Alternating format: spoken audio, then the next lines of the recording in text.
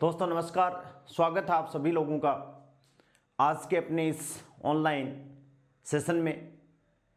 दोस्तों अपनी जो सीनियर सेकेंडरी लेवल की जो 12th क्लास है उसमें इलेक्ट्रोमैग्नेटिक वेव एंड कम्युनिकेशन वाली जो यूनिट चल रही है अपनी, उसमें अपन ने इलेक्ट्रोमैग्नेटिक वेव को कंप्लीट कर लिया। आज अपन उसके न्यूमेरिकल क्वेश्चन और डिस्कस कर लेते हैं ताकि इलेक्ट्रोमैग्नेटिक वेव्स का जो पोर्शन है वो कंप्लीट हो जाएगा, ठीक है। और उसके बाद में अपन कम्युनिकेशन सिस्टम को डिस्कस करेंगे। तो देखिए पहला क्वेश्चन है इलेक्ट्रोमैग्नेटिक वेव यूनिट पे बेस्ड है। पहला क्वेश्चन है यदि ई विद्युत क्षेत्र तथा बी ई तथा बी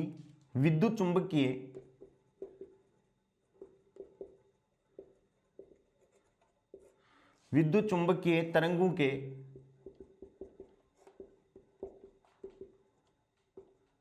विद्युत चुंबकीय तरंगों के विद्युत तथा चुंबकीय क्षेत्र सदिश हों तब विद्युत चुंबकीय तरंग के संचरण की दिशा निम्न के अनुदिश होगी। निम्न के अनुदिश, ठीक है। क्या है? Option E, option second B, option third दोस्तों क्या हो जाएगा? ई क्रॉस बी, और ऑप्शन फोर्थ क्या हो जाएगा?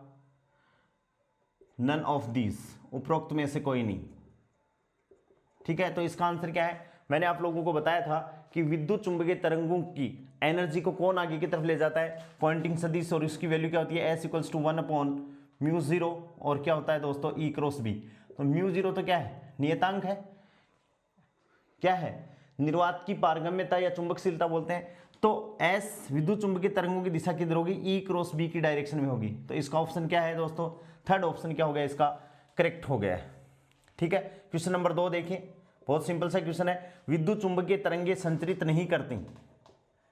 विद्युत चुंबकीय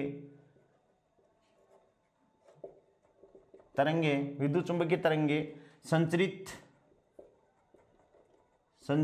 नहीं करती हैं। पहला ऑप्शन है ऊर्जा, सेकंड है दोस्तों आवेश, थर्ड क्या है? संवेग,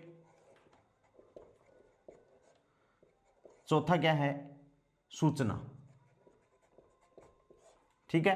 तो ऊर्जा संचरित होती है पॉइंटिंग सदिश के रूप में, तो ये संचरित होगी। आवेश, संवेग भी संचरित होता है। सूचना कम्युनिकेशन में काम में आती है इलेक्ट्रोमैग्नेटिक वेव। तो क्या नहीं संचरित करती दोस्तों? आवेश नहीं करती, क्योंकि विद्युत चुंबकीय तरंगे क्या है? अनावेशित तरंगे हैं जो विद्युत क्षेत्र तथा चुंबकीय क्षेत्र में किसी भी तरफ डिफ्लेक्ट नहीं होती हैं। क्योंकि विद्युत चुंबकीय तरंगों को अपन फोटोन भी बोल सकते हैं, और फोटोन किधर भी विक्षेपित नहीं होता है। तो विद्युत चुंबकीय तरंगे क्या संचरित नहीं करती हैं दोस्तों? आवेश को संचरित नहीं करती हैं। अपन ध्यान में रखेंगे, इंपॉर्टेंट क्वेश्चन है ये। तीसरा क्वेश्चन क्या है? Question number 3। तीसरा क्वेश्चन है एक विद्युत चुंबकीय तरंग के लिए एक विद्युत चुंबकीय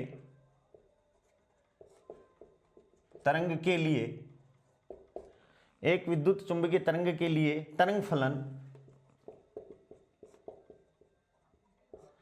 फलन SI इकाई में, तरंग फलन SI इकाई में क्या दिया हुआ है? साई xt। साई है दोस्तों ये 10⁻³ साइन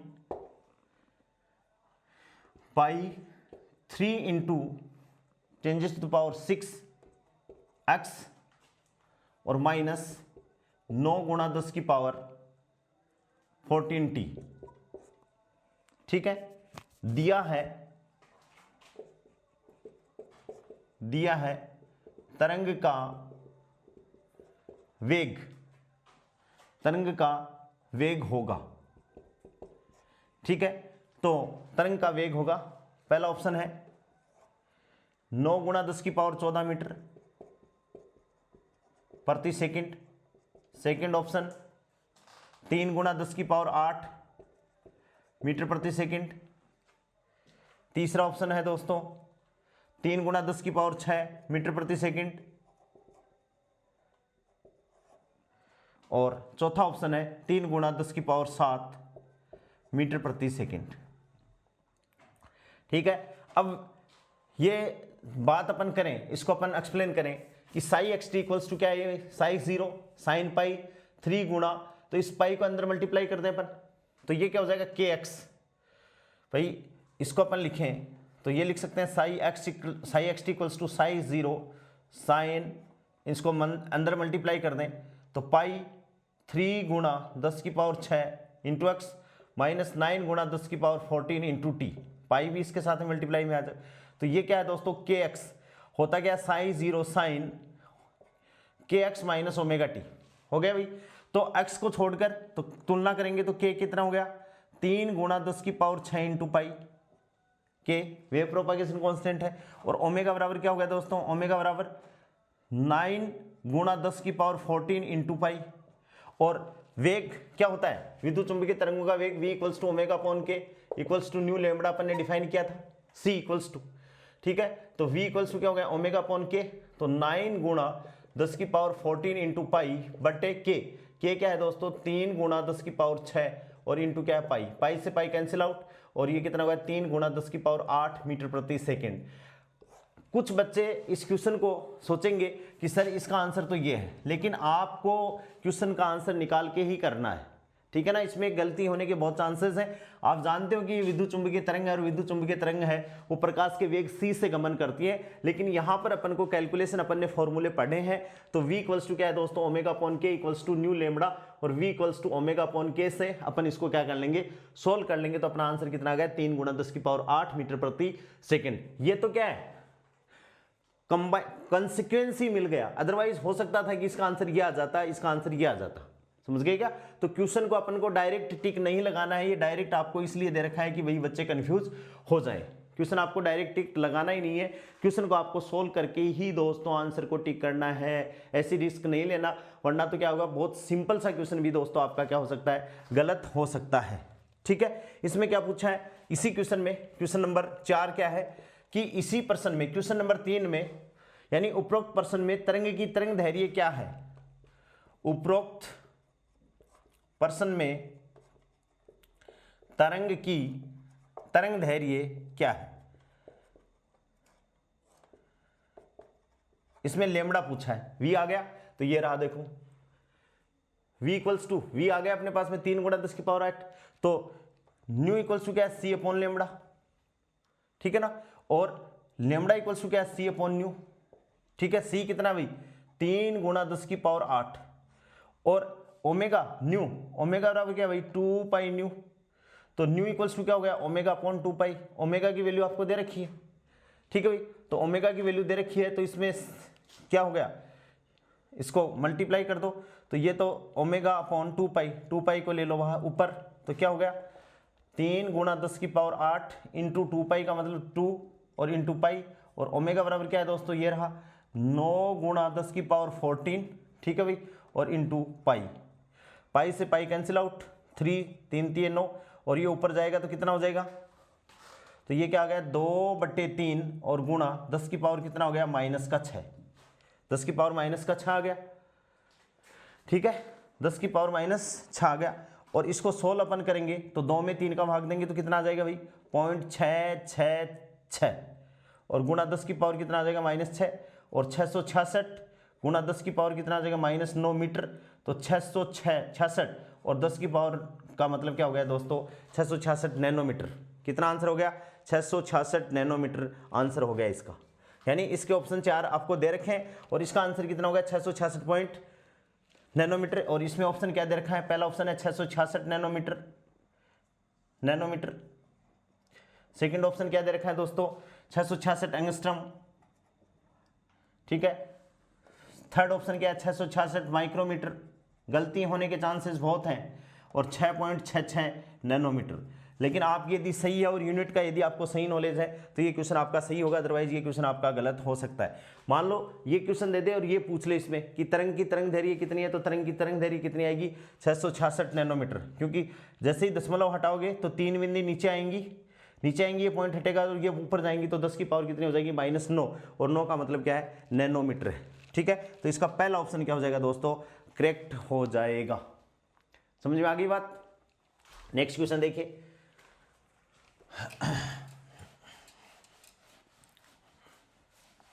क्वेश्चन नंबर 5। पांचवा क्वेश्चन क्या है, विद्युत चुंबकीय तरंगों में विद्युत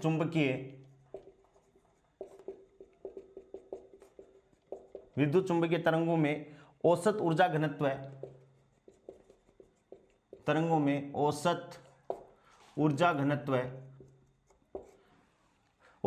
घनत्व किसके साथ संबंधित है, किसके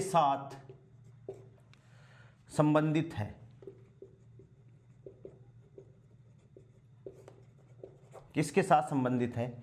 नंबर 1 वेरी इंपॉर्टेंट क्वेश्चन है, केवल विद्युत क्षेत्र,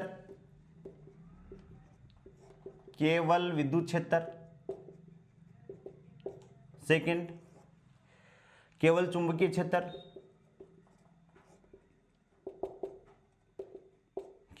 क्षेत्र, नंबर 3 समान रूप से विद्युत तथा चुंबकीय क्षेत्र, समान रूप से विद्युत तथा चुंबकीय क्षेत्र के साथ, और चौथा ऑप्शन है दोस्तों इसमें औसत ऊर्जा घनत्व शून्य है, औसत ऊर्जा घनत्व शून्य। ठीक है, आपको याद हो तो ये क्वेश्चन अपन ने बहुत अच्छे से पढ़ा था और दोनों में समान रूप से वितरित है।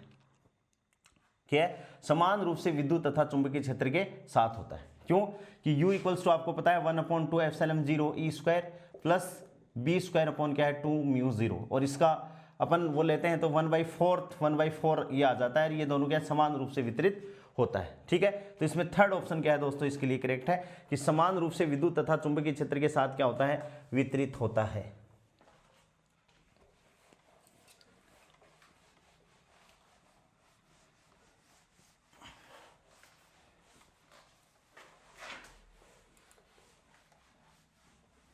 नेक्स्ट क्वेश्चन क्या है, विद्युत चुंबकीय तरंगों में ऊर्जा घनत्व है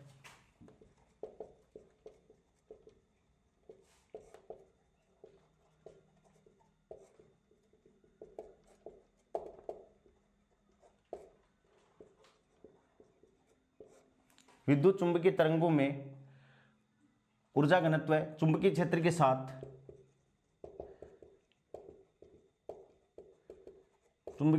साथ संबंधित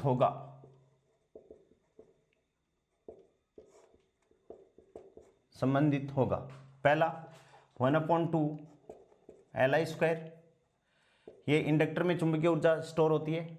second B square upon 2 mu 0, तरंगों में ऊर्जा घनत्व चुंबकीय क्षेत्र के साथ संबंधित है। थर्ड ऑप्शन क्या है दोस्तों 1/2 म्यू 0 B स्क्वायर, और फोर्थ ऑप्शन क्या है 1/2 म्यू 0 अपॉन B0। तो B स्क्वायर अपॉन क्या हो जाएगा दोस्तों 2 म्यू 0। ठीक है, ये विद्युत ऊर्जा की अपन बात करें तो क्या होता है 1/2 एप्सिलॉन 0 E स्क्वायर, और जैसे ही इससे चुंबकीय ऊर्जा निकाल लें अपन, जो विद्युत चुंबकीय तरंगों की चुंबकीय ऊर्जा होती है कि एप्सिलॉन 0 को अपन किससे रिप्लेस कर दें म्यू 0 से, और E को अपन किससे रिप्लेस कर दें डायरेक्ट B से। तो यहाँ से देखिए एक फॉर्मूला क्या बन जाएगा 1/2 म्यू 0 नीचे और B का क्या हो जाएगा दोस्तों B स्क्वायर, इसका आंसर हो जाएगा। विद्युत क्षेत्र के साथ इसी सातवां क्वेश्चन है, क्वेश्चन नंबर 7 क्या है कि उपरोक्त प्रश्न में ऊर्जा घनत्व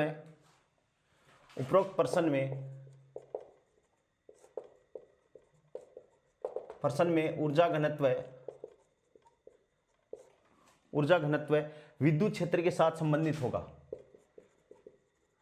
विद्युत क्षेत्र के साथ संबंधित होगा। ठीक है, तो अभी अपन ने लिखा है 1/2 ε0 E²। ठीक है, तो देखिए ऑप्शन क्या है, 1/2 CV²। कैपेसिटर में संचित ऊर्जा है ये। ठीक है, दूसरा Q²/2C, यानी इसी ऊर्जा का दूसरा रूप है, संधारित्र में संचित ऊर्जा है। तीसरा दोस्तों क्या है, इसका ऑप्शन है ε0²/2E, ये किसी प्रकार की ऊर्जा नहीं है, किसी प्रकार की ऊर्जा नहीं आती है। और चौथा अभी अपन ने लिखा है, ये रहा 1/2 ε0 E²।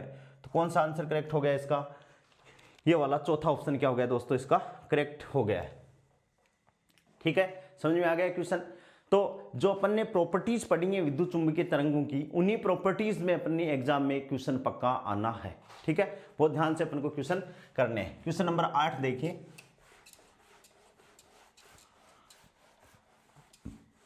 Question number 8। क्वेश्चन 8वां क्या कहता है, यदि यहां कोई वातावरण नहीं होता, यदि यहां कोई वातावरण नहीं होता, यदि यहां कोई वातावरण नहीं होता तो पृथ्वी की सतह का होता, तो पृथ्वी की सतह का औसत तापमान होता, औसत तापमान होता। यदि कोई वातावरण ही नहीं होता तो तापमान, औसत तापमान कितना होता दोस्तों, पहला है निम्न, सेकंड उच्च, थर्ड समान, और फोर्थ ऑप्शन क्या है दोस्तों, 0 डिग्री सेंटीग्रेड। फोर्थ ऑप्शन क्या है इसका, 0 डिग्री सेंटीग्रेड। तो कैसा होता, यदि यहां कोई वातावरण नहीं होता तो पृथ्वी की सतह का औसत तापमान क्या होता दोस्तों, निम्न होता।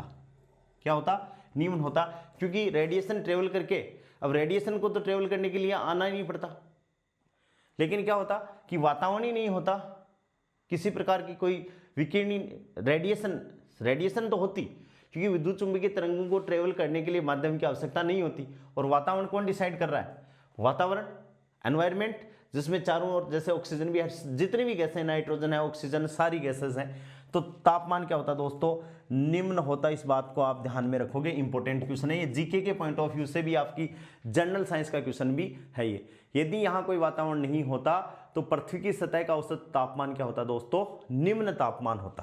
क्या होता, निम्न तापमान होता। ठीक है, क्वेश्चन नंबर 9, पृथ्वी के वायुमंडल के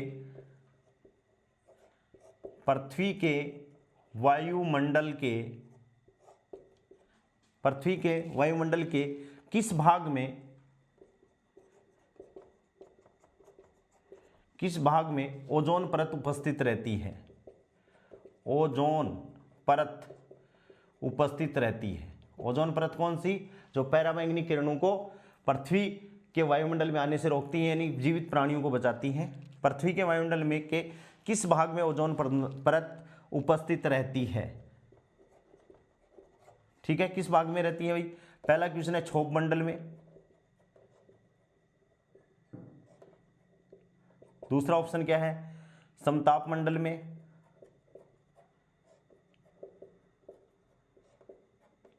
थर्ड ऑप्शन क्या है दोस्तों, आयन मंडल में, और चौथा ऑप्शन क्या है दोस्तों, मध्य मंडल में। क्या है, मध्य मंडल में। किसमें उपस्थित रहती है, मध्य मंडल में उपस्थित रहती है। तो इसका करेक्ट ऑप्शन क्या है दोस्तों, दूसरा, कि ओजोन परत है वो कौन से मंडल में रहती है, समताप मंडल में। ये वेरी इंपॉर्टेंट क्वेश्चन है, जनरल साइंस के क्वेश्चन में भी ये एग्जाम में आपको आ सकता है। ठीक है ना, कि जो परावैंगनिक किरणों से प्राणियों की रक्षा करती है वो परत है वो कौन से मंडल में, तो समताप मंडल में वो परत रहती है। कौन से मंडल में रहती है दोस्तों, समताप मंडल में वो परत रहती है।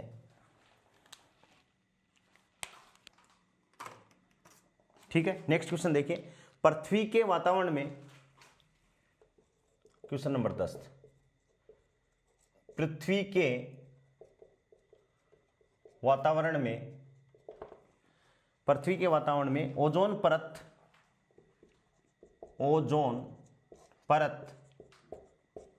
पृथ्वी के वातावरण में ओजोन परत मानव के अस्तित्व के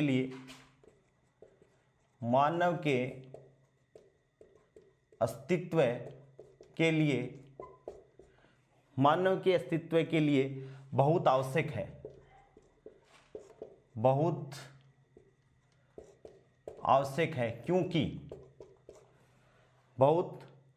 है, क्योंकि नंबर 1 इनमें आयन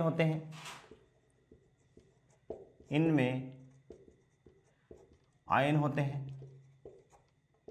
सेकंड रेडियो संकेतों का परावर्तन होता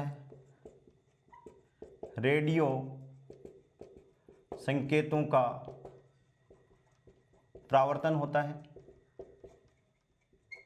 ठीक है। थर्ड ऑप्शन है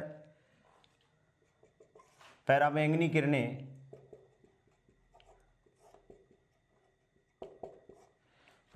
किरणें परावर्तित होती हैं,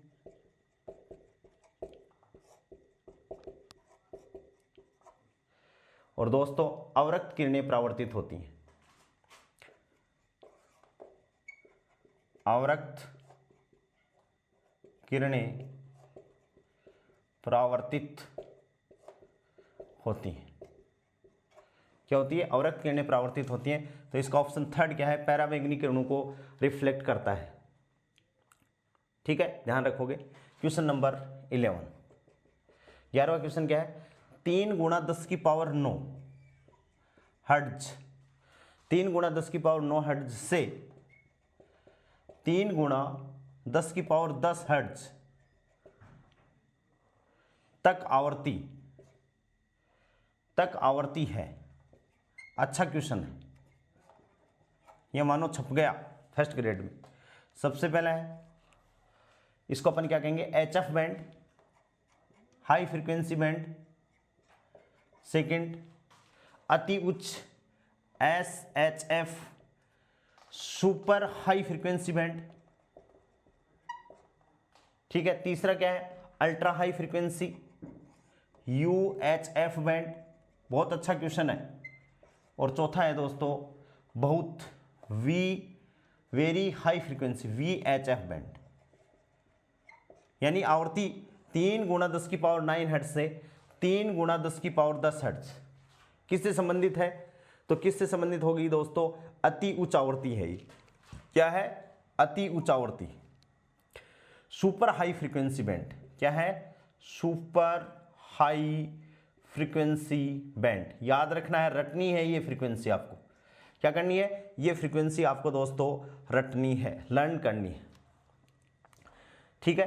3 मेगाहर्ट्ज से क्वेश्चन नंबर 12, 3 मेगाहर्ट्ज से 30 मेगाहर्ट्ज, 3 मेगाहर्ट्ज से 30 मेगाहर्ट्ज तक की आवर्ती जानी जाती है कि इसकी आवृत्ति को अपन क्या कहते हैं। ठीक है। सबसे पहला क्या है? ऑप्शन पहला है श्रव्य बैंड, सुनाई देने वाली आवृत्ति, इसको अपन क्या कहते हैं? श्रव्य बैंड। फिर है मध्यम आवर्ती बैंड, थर्ड ऑप्शन क्या है दोस्तों? बहुत उच्च आवर्ती बैंड,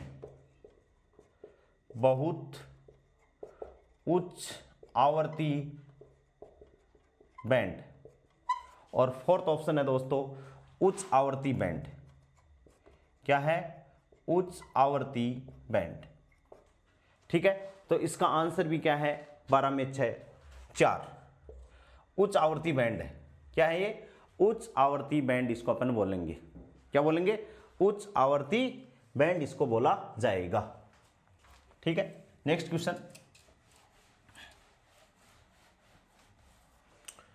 नंबर 13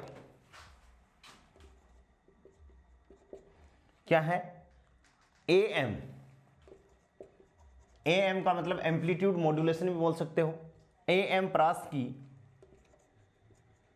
जैसे रेडियो में AM मॉड्यूलेशन और FM दोनों होते हैं, एक फ्रीक्वेंसी मॉड्यूलेशन और एक एम्पलीट्यूड मॉड्यूलेशन। तो AM प्रास की रेडियो तरंगों की तरंगों की आवर्ती है, वेरी इंपॉर्टेंट। नंबर 1 30 मेगाहर्ट्ज से कम। सेकंड ऑप्शन है दोस्तों 30 मेगाहर्ट्ज से ज्यादा। थर्ड ऑप्शन है 20,000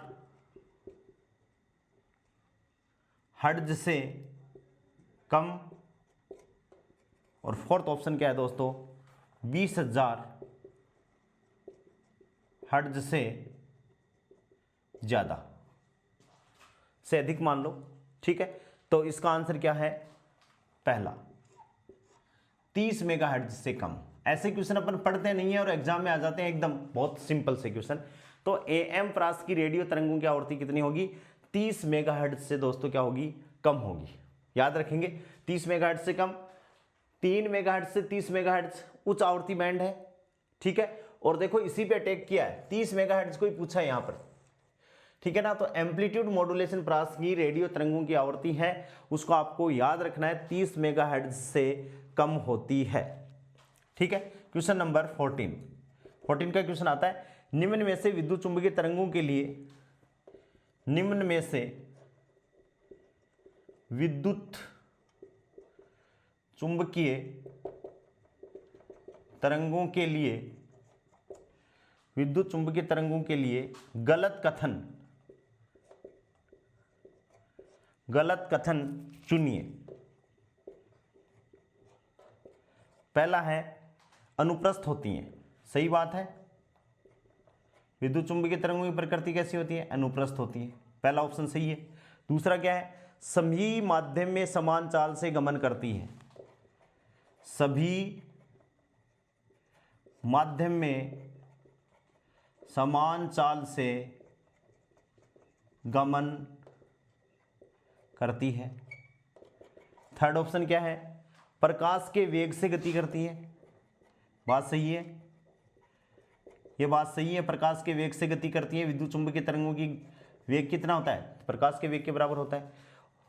और चौथा ऑप्शन क्या है दोस्तों त्वरित आवेश द्वारा उत्पन्न होती है, ये बात भी सही है कि विद्युत चुंबकीय तरंगें हैं वो त्वरित आवेश से ही क्या होती हैं उत्पन्न होती हैं। लेकिन यदि माध्यम निर्वात की जगह कुछ अलग हो जाए तो चाल भी क्या हो जाएगी दोस्तों अलग हो जाएगी, चाल भी क्या हो जाएगी अलग हो जाएगी। इसका मतलब तीसरा जो ऑप्शन है वो विद्युत चुंबकीय तरंगों के लिए क्या है गलत कथन है।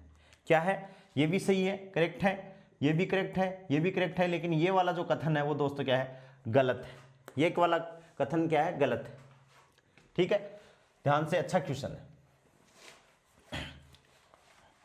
एक डिस्प्लेसमेंट करंट के बारे में क्वेश्चन आ सकता है, मैक्सवेल इक्वेशन लिखवा दी, और एक जितनी भी अपन ने रेडिएशंस लिखाई हैं गामा है एक्सरे है अल्ट्रावायलेट है, सारी जितनी भी रेडिएशन लिखाई हैं इनके अनुप्रयोग से आपके एग्जाम में क्वेश्चन आ सकता है। नेक्स्ट क्वेश्चन देखिए, क्वेश्चन नंबर 15 क्या है क्वेश्चन कि दूर संचार से संबंधित तरंग है, दूर संचार से संबंधित तरंग है। नंबर 1 अवरक्त तरंगे, अवरक्त तरंगे टीवी के रिमोट कंट्रोल में काम में आती हैं अवरक्त तरंगे, या जो फर्जी जो लिखाई है उसको पहचानने में फोटोग्राफिक प्लेट में भी काम में आती है। दूसरी क्या है दृश्य प्रकाश तरंगे, देखने के यानी अपन देख पा रहे हैं किसके कारण दृश्य प्रकाश के कारण देख प्रकार है। तीसरा है सूक्ष्म तरंगे, क्या है दोस्तों सूक्ष्म तरंगे। और चौथा क्या है पैराबैंगनी तरंगे, चौथा क्या है पैराबैंगनी तरंगे हैं। तो इसमें संचार व्यवस्था में कौन सी तरंग काम में आती हैं सूक्ष्म तरंगे काम में आती हैं माइक्रोवेव राडार प्रणाली में। कहाँ काम में आती हैं रडार प्रणाली में काम में आती हैं। माइक्रोवेव ओवन में भी यही तरंगें काम में आती हैं, और इन सूक्ष्म तरंगों को अपन इंग्लिश में माइक्रोवेव ही बोलते हैं। ठीक है, और तीसरी बात क्या है कि इनको उत्पन्न करने के लिए क्लिस्ट्रॉन तथा मैग्नेट्रॉन। मैग्नेट्रॉन डिवाइसेस हैं जिनके द्वारा सूक्ष्म तरंगें दोस्तों क्या होती हैं, उत्पन्न होती हैं। ठीक है, ये क्वेश्चन बहुत अच्छा है। क्वेश्चन नंबर 16 देखिए, विद्युत चुंबकीय तरंगों की प्रकृति है, विद्युत चुंबकीय तरंग की प्रकृति है। तो विद्युत चुंबकीय तरंग की प्रकृति कैसी है दोस्तों? पहला वन है अनुदैर्घ्य,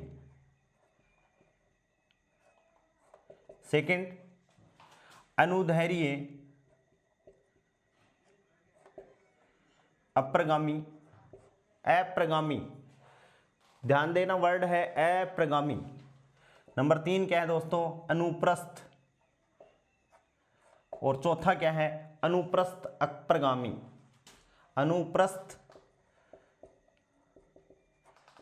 अप्रगामी। अब बच्चे इसमें कंफ्यूज रहेंगे, ये अनुप्रस्थ अप्रगामी नहीं है। क्यों? क्योंकि ये अपने साथ में एनर्जी ले जा रही है, जबकि ये क्या कहता है? अप्रगामी, जो मतलब किधर मूव नहीं करे, दो रिजिड सपोर्ट के बीच में कैसी स्टैंडिंग वेव बने, जैसे इस हिसाब से, दैट इज अप्रगामी है। लेकिन ये तो क्या है? अपने साथ में ऊर्जा ले जाती है। तो विद्युत चुंबकीय तरंगों की प्रकृति केवल और केवल क्या है? अनुप्रस्थ प्रकृति है। कैसी प्रकृति है? अनुप्रस्थ प्रकृति इनकी होती है, अनुप्रस्थ अप्रगामी प्रकृति नहीं होती है। ये वर्ड आप कंफ्यूज होगे, गलत करोगे।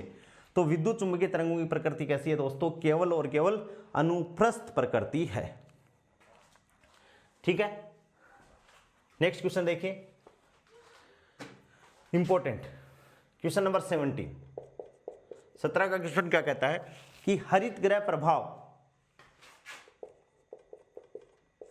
हरित ग्रह प्रभाव कोमा पृथ्वी की सतह को रखता है, पृथ्वी की सतह को रखता है। पहला ऑप्शन क्या है? रात में ठंडा, रात में ठंडा। सेकंड, धूल भरा एवं ठंडा, धूल भरा एवं ठंडा। तीसरा ऑप्शन क्या है दोस्तों? रात में गर्म। और फोर्थ ऑप्शन क्या है दोस्तों? आर्द्र, नमी युक्त। क्या है? आर्द्र, नमी युक्त। ठीक है, तो क्या रखता है भाई? रात में गर्म। इंपॉर्टेंट क्वेश्चन है, वेरी इंपॉर्टेंट क्वेश्चन है। कैसा रखता है? रात में गर्म रखता है। हरित गृह प्रभाव आपने देखा होगा कि जहां कई कॉलेजों में बॉटनिकल गार्डन बना रखे हैं, वहां पर हरी पन्नी लगा रखी है उन्होंने, जो अपने किसका आता है? जो अपने बोरी होती हैं उस टाइप का एक मटेरियल है। तो वो दिन में तो क्या करता है? हीट को अंदर नहीं आने देता, और रात को जो अंदर हीट आ गई उसको बाहर जाने में क्या करता है? रोकता है। तो रात में कैसा रहता है? सतह को, पृथ्वी की सतह को रात में तो क्या रखता है? गर्म, और दोपहर में क्या रखता है? ठंडा, पृथ्वी की सतह को। ठीक है, नेक्स्ट क्वेश्चन, नेक्स्ट क्वेश्चन यही देख ले, क्वेश्चन नंबर 18, विद्युत चुंबकीय विकिरण की, विद्युत चुंबकीय विकिरण की, विद्युत चुंबकीय विकिरण की निर्वात में चाल है। पहला ऑप्शन क्या है? Mu 0 epsilon 0। सेकंड क्या है दोस्तों? Mu 0 epsilon 0 under the root. Third option क्या है? 1 अपॉन म्यू 0 एप्सिलॉन 0। और फोर्थ ऑप्शन है 1 upon under the root mu 0 epsilon 0। तो ये सी इक्वल्स टू क्या है? प्रकाश का वेग। ये होता ही है, सिंपल है। हरित ग्रह प्रभाव का कारण क्या है? हरित ग्रह के बारे में क्वेश्चन आपके एग्जाम में आ सकता है, क्योंकि ये मोस्टली आजकल गर्मी ज़्यादा पड़ रही है, और गर्मी ज़्यादा पड़ रही है तो ये अपने काम का न्यूमेरिकल भी है। ठीक है, तो क्यों काम में लिया जाता है हरित ग्रह प्रभाव? अवरक्त किरणों के लिए। ठीक है ना। तो क्वेश्चन नंबर 19 क्या है? हरित ग्रह प्रभाव, हरित ग्रह प्रभाव हरितगृह प्रभाव का कारण क्या है? ठीक है, पहला है क्या कारण है भाई? अवरक्त किरणें।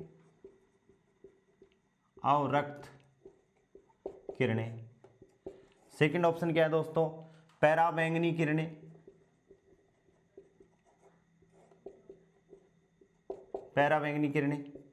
थर्ड ऑप्शन क्या है दोस्तों? एक्स किरणें। और फोर्थ ऑप्शन है दोस्तों रेडियो तरंगे।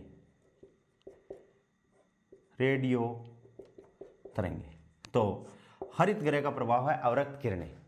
तो हरित प्रभाव जहां भी आए तो ये वाला क्वेश्चन रात में गर्म दिन में ठंडा, ठीक है, दिन में आ जाए तो दिन में ठंडा रखता है। और दोस्तों किसके लिए, कौन सी तरंगों के लिए? अवरक्त किरणें। और अवरक्त किरणें कौन सी प्रभाव? उसमें प्रभाव को जनरेट करती हैं। किस प्रभाव को? उसमें प्रभाव को जनरेट करती हैं। और question number 20 very very most important है कि चालक धारा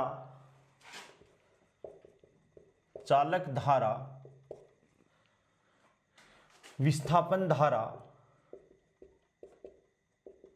चालक धारा या चालन धारा विस्थापन धारा के समान होती है। विस्थापन धारा के समान होती है जब स्रोत का मतलब जहां से ये धाराएं उत्पन्न हो रही हैं, जब स्रोत हो। पहला ऑप्शन है केवल एसी। केवल एसी का मतलब है दोस्तों अल्टरनेटिंग, केवल प्रत्यावर्ती स्रोत हो, ठीक है। दूसरा केवल डीसी, केवल दिष्ट स्रोत हो। क्वेश्चन बहुत अच्छा है। एसी तथा डीसी दोनों, ठीक है। और दोस्तों फोर्थ ऑप्शन है ना तो एसी और ना डीसी, ठीक है। तो कौन सा ऑप्शन इसका करेक्ट है दोस्तों? तीसरा ऑप्शन क्या है इसका करंट होगा कि एसी स्रोत हो चाहे डीसी स्रोत हो, आईसी बराबर क्या होता है? आई डी होता है। यानी विस्थापन धारा और चालन धारा दोनों यानी बराबर होती हैं। यदि अपन कैपेसिटर के लिए बात करें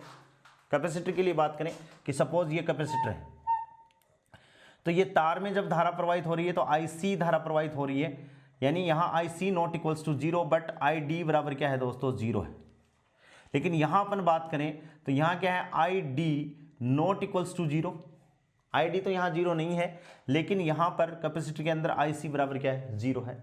और वापस अपन बात करें तो यहां आईसी नॉट इक्वल्स टू 0 है, लेकिन आई डी का मान क्या होगा दोस्तों? 0 होगा।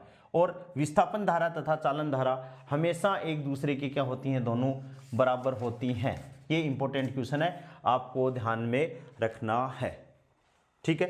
क्वेश्चन नंबर नेक्स्ट क्वेश्चन देखिए। क्वेश्चन नंबर 20 क्वेश्चन हो गए हैं अपने। क्वेश्चन 21 देखिए। 21वां क्वेश्चन और भी इंपॉर्टेंट है। क्वेश्चन नंबर 21 क्या है क्वेश्चन? एक माध्यम में संचरित तरंग के लिए, एक माध्यम में संचरित तरंग के लिए वह गुणधर्म पहचानिए, वह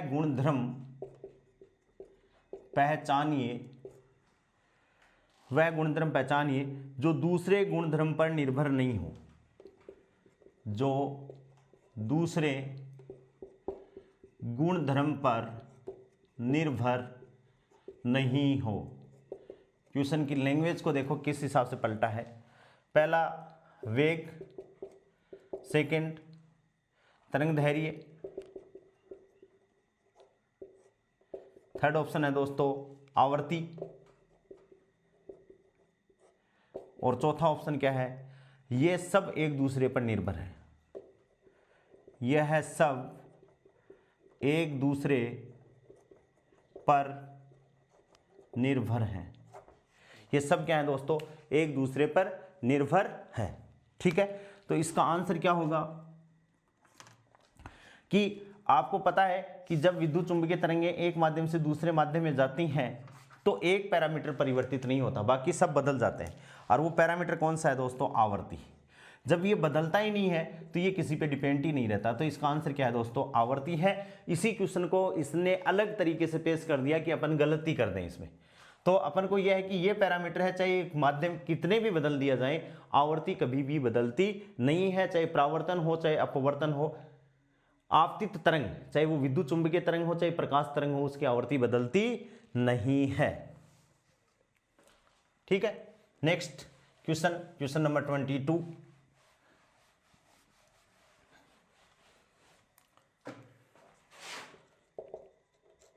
क्वेश्चन नंबर 22 क्या कहता है, सूर्य की कौन सी तरंग दैर्घ्य, सूर्य की कौन सी तरंग दैर्घ्य, सूर्य की कौन सी तरंग दैर्घ्य विद्युत ऊर्जा के रूप में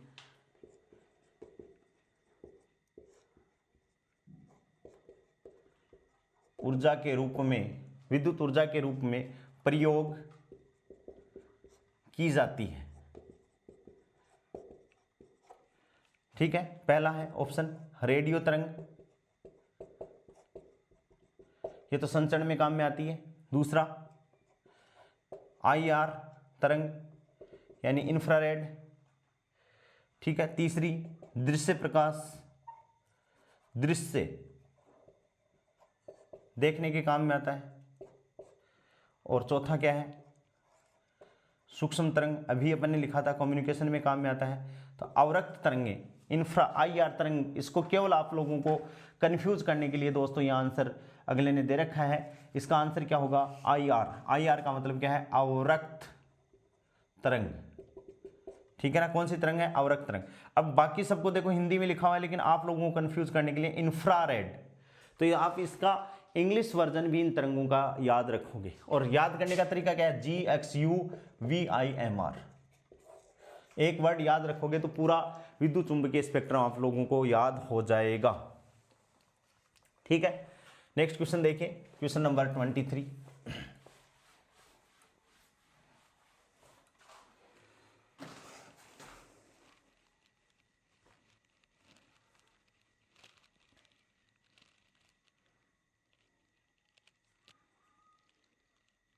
ठीक है, एक क्वेश्चन देखें, क्वेश्चन नंबर 23। उसके बाद में आप बाकी सारे क्वेश्चन आप लगाओगे और कोई समझ में नहीं आए तो आप मेरे से पूछोगे। μ0ε0 की पावर -1/2 की विमा ज्ञात करनी है। क्या होगा, पहला ऑप्शन क्या होगा, L-1T, second option LT-1, third option L-1, L-½ T½ और फोर्थ ऑप्शन दोस्तों क्या हो जाएगा, L½ T-½ तो ये क्या है, अभी आपने लिखा है C इक्वल्स टू क्या है, μ0ε0 इसको ऊपर ले जाओगे तो C इक्वल्स टू क्या हो जाएगा, μ0ε0 की पावर -1/2। C क्या है, वेग, और वेग की विमा क्या होती है, L1 T-1। क्या होती है दोस्तों, L1 T-1 इसकी विमा होती है। तो इसमें आप लोगों को कन्फ्यूज नहीं होना है, बहुत आसान से इस चैप्टर के से क्वेश्चन है जो आप लोगों को आपकी फर्स्ट ग्रेड की एग्ज़ाम में मिलेंगे, आप लोगों को करना है। और भी क्वेश्चन आप लोगों को लगाने हैं, और इनमें यदि कोई प्रॉब्लम्स आती है तो आप मेरे को कमेंट्स बॉक्स में लिख के बताओगे। इस यूनिट में नेक्स्ट अपन स्टार्ट करेंगे कम्युनिकेशन सिस्टम, कि अपन कम्युनिकेट कैसे करें। जैसे अपन हेलो बोलते हैं तो थोड़ी सी देर में ही वो हेलो एक स्थान से दूसरे स्थान पे चला जाता है, तो वहाँ पर एक मैसेज सिग्नल होता है जो अपन देते हैं, और एक कैरियर वेव उसको ले जाने वाली होती है। उनको अपन नेक्स्ट वीडियो में डिस्कस करेंगे। आज के लिए इतना ही, बहुत बहुत थैंक्स। और सब लोगों को मेरी तरफ से होली की बहुत बहुत शुभकामनाएं कि आप बहुत अच्छा पढ़ें, बहुत अच्छा लिखें, और आप सभी लोगों का क्या हो जाए, ग्रेड फर्स्ट में सिलेक्शन हो जाए, आप भी मतलब सरकारी सेवा में आ जाएं। थैंक्स।